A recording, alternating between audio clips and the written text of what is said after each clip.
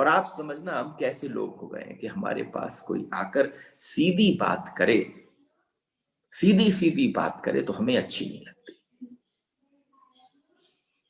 हमें चाहिए वो ऐसी बात करे जो हमें रुचिकर लगे। लेकिन उपनिषद के समक्ष बैठे हो, अरे जब तक चुभे नहीं, जब तक घुपे नहीं भीतर, जब तक घुसे नहीं, जब तक पीड़ा ना हो, जब तक गाल सिके नहीं।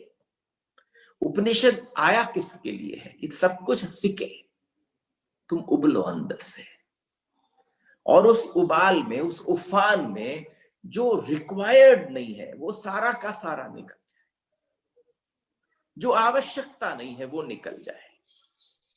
और सबसे बड़ी बात है, हर चीज के अर्थ हम निकालते हैं।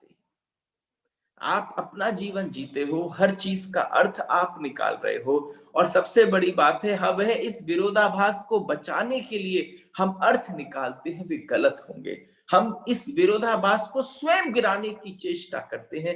लेकिन उपनिषद क्या कहता है? उपनिषद से हमने आपसे पहले दिन कहा, पहला ही प्रश्न था कि उपनिषद एक्चुअली में क्या है? To sit down doing nothing, to settle and to approach।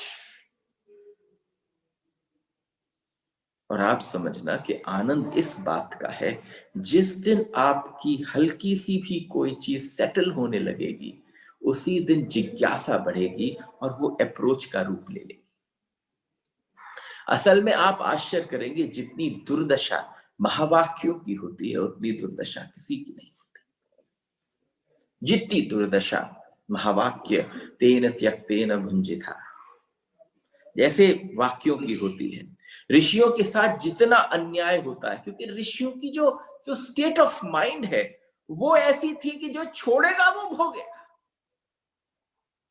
और हमारे साथ क्या है कि जो पकड़ के रखेगा वही भोग पाएगा। तो आप समझो तालमेल ही नहीं बैठता। आज भी अगर, मुझे नहीं मालूम जितने भी श्रवण करने यहाँ पर बैठे और जो इसके बाद आगे कहीं कभी और श्रवण करेंगे, वो कौन सी धारणा को पकड़ कर बैठे हैं। और अगर आपने अभी के अभी इसी क्षण अभी अपनी उस पकड़ को नहीं छोड़ा तो कभी जिंदगी में ना भोग पाओगे। भोगना भी कहोगे इसको क्या?